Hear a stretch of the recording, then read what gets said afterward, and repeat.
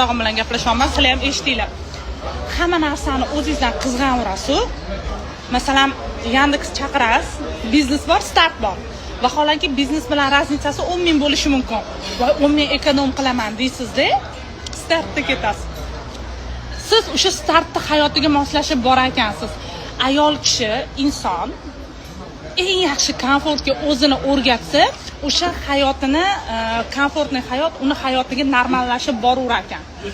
Nimadir, voy bu qimmat, men qila olmayman desangiz, bu duo bo'lib ketadi, qila olmas ekansiz. Men arziyman, men qilaman, men olaman, men ya dostoyna этого desangiz, hammasi bo'lar ekan. O'shanda hayotingiz yaxshilashar ekan. Men masalan, bilasizmi, har doim aytaman, uyda ovqat qilishni yoqtirmayman, men dastavka qilaman deyman. Alloh har doim meni mana shu dastavka qilib yashaydigan sharoitda yashatadi. Men hech qachon o'zimdan O'zingizga eng yaxshisini ravo ko'rsangiz, o'sha